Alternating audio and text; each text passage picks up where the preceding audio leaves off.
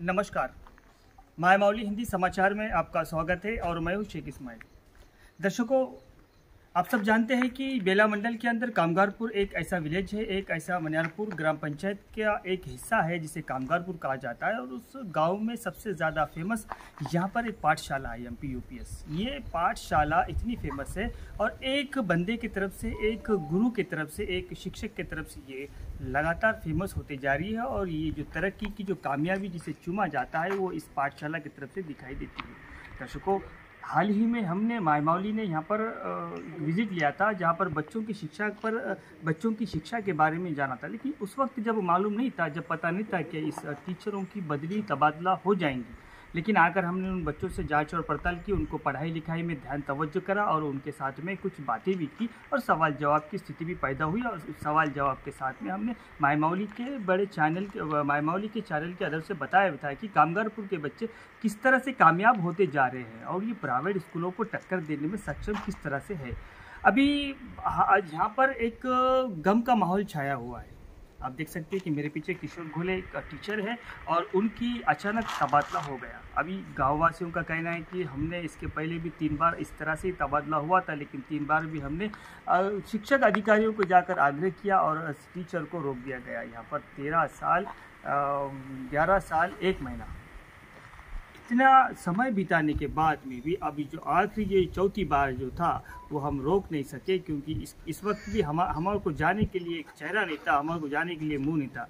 क्योंकि काफ़ी सारी सर्विस किशोर सर की यहाँ पर गुजरी है और इनकी जो आधी ज़िंदगी है बच्चों की जो विद्या का सागर जिसे किशोर सर कहा जाता है, वो किशोर सर ने अपनी विद्या का सागर पूरा लुटा दिया और अपने बच्चों को अपने घर के बच्चों की तरह संभाला। और जिस तरह से इस स्कूल की हालत इन 11 साल पहले जो थी वो बद से बदतर थी, लेकिन उसको स्वर्ग जैसा एक मंदिर बनाया और उस मंदिर में एक देवता के समान इस किशोर घोले था और उसके शिष्य जो थे ये छोटे छोटे मासूम बच्चे थे। सबसे पहले किशोर सर का कहना है कि मैं सबसे पहले जब आया इस गांव में तो 8 बच्चे थे और गांव के लोगों ने एक अहद कर लिया था कि हम हमारे बच्चों को इंग्लिश मीडियम पढ़ाएंगे। लेकिन इन 8 बच्चे ये भी गांव के नहीं थे, बल्कि इस गांव में जो लेबर होते हैं उन लेबरों के बच्चे थे। और गांव के बच्चे जो है वो प्राइवेट स्कूल में निजी स्कूलों में बेला जा रहे थे। लेकिन गाँव वासियों की एक मीटिंग हुई और सर के साथ में एक बातचीत हुई और उसमें साफ तौर पर कहा गया है कि हमारे बच्चों को जब भी हम आपके स्कूल में भेजेंगे, इस गवर्नमेंट स्कूल में भेजेंगे, सरकारी पाठशाला में भेजेंगे, जब ये स्कूल इंग्लिश मीडियम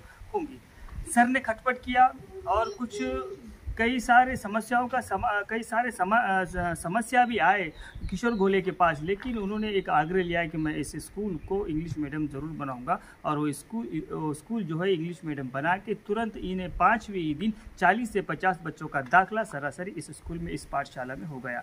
और जब से बच्चे 100 तलबा, फिर उसके बाद में 120 तलबा, फिर जैसे जैसे हर कोई जो पाठशाला है वो मराठी मीडियम से इंग्लिश मीडियम में तब्दील होती गई है, फिर उसके बाद में बच्चे डिवाइड होते गए।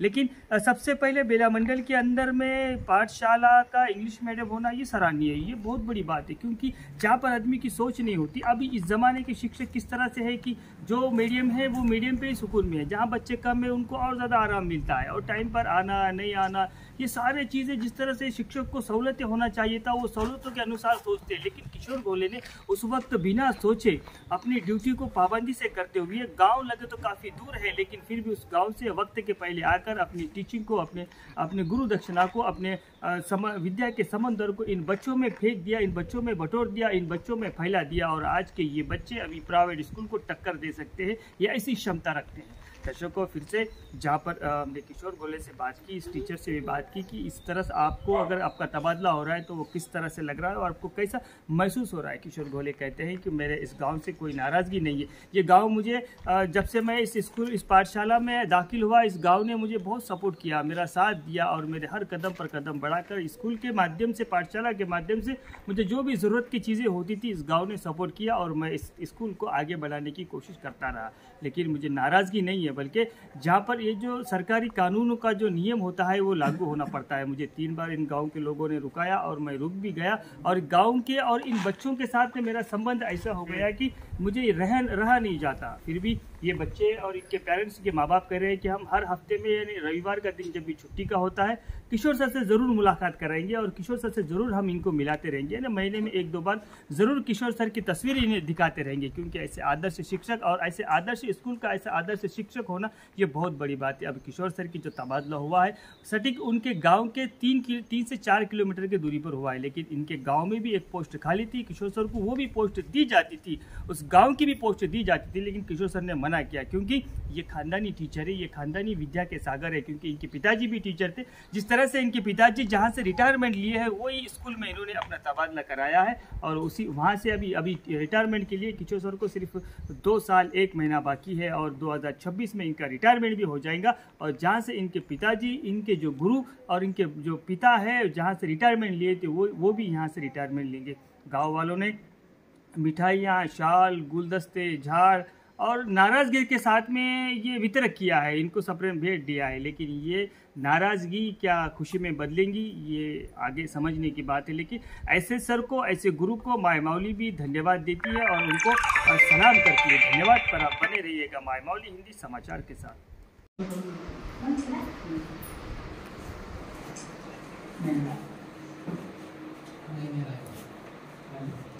सगळं रेडी करून शाळेला जावं म्हणून विचार होता, पण 2-3 दिवस मी शाळेला गेल्याच्या नंतर एमयूला सांगितलं होतं की मला एक दिवस तिकडे गावाकडे जावं लागतं शाळा करून, आणि मी एमयूला फोन करून सांगा నాకు పాతబడి కోయలు ఉన్నాయి సార్ అక్కడ నాకు తెలుస్తున్నారంటే సరే నీతోటి కో టీచర్ ఉన్నారు కదా ఆయనకు ఫోన్ చేసి చెప్పినాక ఆయన బడికి పోతున్నారంటే మీకు పర్మిషన్ ఇస్తున్నాను, వెళ్ళిపోవాలి, పర్మిషన్ ఇస్తే నేను शाळेला जाता डोक्यामध्ये काय विचार आला की काय नाही, सांगलीला मला हायस्कूलमध्ये थोडं काम होतं, तेव्हाच मी नानाजीला फोन लावला, संदीपला फोन लावला, नंतर नागनाथ सरला फोन लावला की मी तिकडे यायला।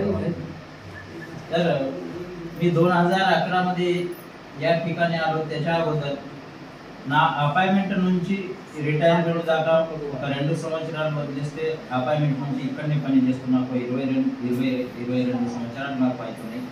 ఫస్ట్ అపాయింట్మెంట్ నాది దయగావ్లో అయింది, ఆ దయగావ్ తర్వాత ఈ పిల్లలంటే నా పిల్లలు అనుకున్నా, ఇక్కడ కష్టపడ్డాను।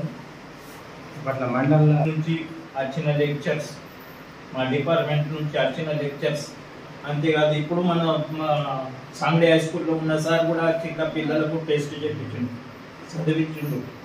చదివించిన తర్వాత అది మీ మాటలు అర్థం చెప్పు అంటే పిల్లలు ఇంగ్లీష్లో అర్థం కూడా చెప్తుండే। అప్పటి నుంచి ఇప్పుడు ఉన్న సార్ కూడా నా మీద చాలా సంతోషంగా ఉన్నారు, ఎందుకంటే మనం కష్టపడిన తర్వాత అది రిజల్ట్ మనకు మంచిగా వస్తుంది, అది మన మీద ఉంటుంది। ఏ స్కూల్ ఉన్నా కానీ టీచర్ల మీద డిపెండ్ ఉంటుంది, టీచర్లు మంచిగా ఉంటే పిల్లలు మంచిగా ఉంటారు, పిల్లలు మంచిగా ఉంటే పిల్లలు మార్కులు వచ్చినాయంటే పేరెంట్స్ మనకు నమ్ముతారు, అప్పటిదాకా పేరెంట్స్ ఎవరు నమ్మరు।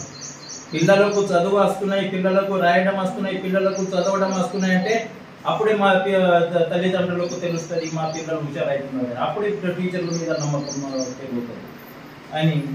ఇప్పుడు గత సంవత్సరమే ఈ బదిలీ ప్రక్రియ శురువైంది, ఇప్పుడు కోర్టు కేసు ఉంది, ఆ కోర్టు కేసులో ఆగిపోయింది ఇప్పటిదాకా। ఇప్పుడు మొన్న 1 తారీఖు ఆ కోర్టు కేసు వేకెంట్ కావడంతో నా బదిలీ ఇక్కడికి వెళ్ళి గుడియాత్నూరు మండలంలో అయింది। ఈ గుడియాత్నూరు మండలంలో కూడా నా సొంత ఊరిలో పోస్ట్ ఉండి నాకు పోవడానికి, కానీ మనసు ఏమన్నది అంటే మా ఊరు పక్కకు ఒక ముద్దునూరు అనే ఊరు ఉన్నది, ఆ ఊరిలో నా తండ్రి పని చేసిండు, ఆ ఊరిలోనే మా తండ్రి రిటైర్ అయ్యాడు, మనం కూడా అక్కడ పోవాలా, తండ్రి పని చేసిన స్కూల్లో మనం కూడా రిటైర్ కావాలని ఉద్దేశంతో నేను పోయినా, కానీ ఇంకా 2 సంవత్సరాలు ఇక్కడ పని చేయాలని నా మనసు ఉంది। నా నాన్న కొడుకు నాన్న ఇప్పుడు లేడు, ఆయన ఆత్మకు శాంతి ఉండాలని, నా కొడుకు నా స్కూల్లో అర్జెంట్ ఉండాలని నేను పోయినా, వేరే ఏమి లేదు। నాకు పేరు వచ్చినాయండి ఈ ఊరితోటి, ఏ స్కూల్ తోటి నాకు బెస్ట్ टीचर अवॉर्ड కూడా 2008 వచ్చింది. मी तुमच्या गावावर नाराज होऊन कधीच जायला गेलो.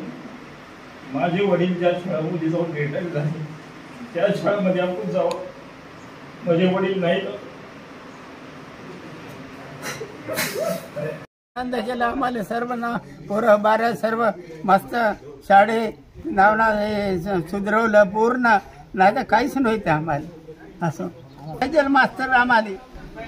13 वर्षी एक गावात सुधारणा केली, शाळेची सुधारणा केली. काहीच नव्हतं कधी बिल्डिंगी सगळ्या शाळेचं झाडं पूर्ण शिक्षण बी लागलं होतं. इंग्लिश मिडियम म्हणलं तरी आमच्या गावचा पहिला नंबर होता. सर चांगले होते, नागनाथ सर आणि किशोर सर दोन्ही चांगले होते. असं तर आम्हाला पाहिजे होते. 2 वर्षाचं रिटायरमेंट आहे ते तरी पण आता उपलब्ध केली.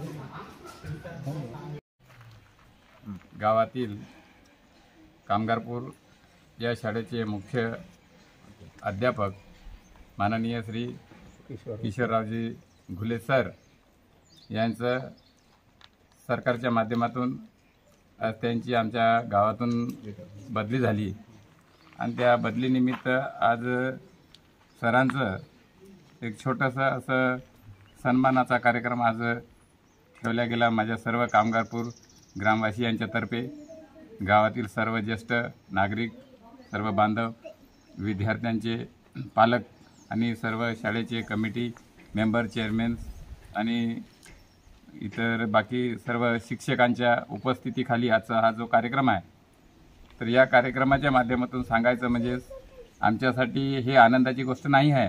कारण तर हा कामगारपूर गाव, या गावातील जे विद्यार्थी आज ज्या स्थितीमध्ये आहे, ज्या आज कामगारपूरचं गाव या मंडलमध्ये, जिल्ह्यामध्ये जे रोशन आहे, ज्या शाळेचं नाव, हे सर्व याची परिक्रमा अगोदर शिक्षक आमच्या शाळेत होते, याच्यात काही खेद नाही.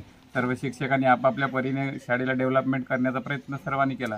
तरी पण या ज्या 10-13 वर्षामध्ये आमचे माननीय शिक्षक मुख्याध्यापक किशोररावजी घुले सर आणि त्यांच्यासोबत असणारे आमचे दुसरे शिक्षक श्री सर यांनी फार आपल्या जीवनामध्ये मेहनत करून माझ्या लहानच्या गावाला, आज लहानच्या या मुलाला, आजचे मुलं उद्याचं जग आणि हे जग उद्या पाहणार आहे असे मुलं जे आमचे हिऱ्यासारखे घडवले. आज गावात मराठी माध्यम जी शाळा होती आणि त्या शाळेचं आज त्यानं त्यांच्या जीवनामध्ये श्रम करून आमच्या शाळेला इंग्लिश मिडियम बनवून आणि आज इंग्लिश मिडियम बनवून आजचे मुलं आमचे प्रायव्हेट शाळेबरोबर, प्रायव्हेटच्या शाळेच्या विद्यार्थ्याबरोबर असे हुशार झाले.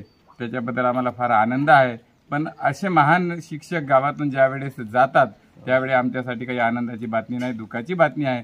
तरी पण गव्हर्नमेंटच्या नियमानुसार बदल्या, रिटायरमेंट हे होतच आहे. तर त्या माध्यमातून सरांचं आज बदलीचा कार्यक्रम जे झाला त्याबद्दल आम्हाला दुःख आहे. तरी पण सराला आमच्या गावातर्फे, माझ्यातर्फे, आमच्या सर्वांच्या वतीनं मी सरांचं धन्यवाद मानतो. कारण तर आमच्या शाळेला आज जिल्ह्यामध्ये, मंडलमध्ये एक नाव रोशन करून दिलं आणि उज्ज्वल भविष्य आमच्या मुलांचे घडवले. गावालाही आदर्श, गावाची शाळा आदर्श शाळा बनवून त्यांच्या जीवनामध्ये अटूट श्रम करून त्यांनी चालले इथून. त्याबद्दल आम्हाला दुःख आहे. तरी पण जावंच लागते या नियमानं.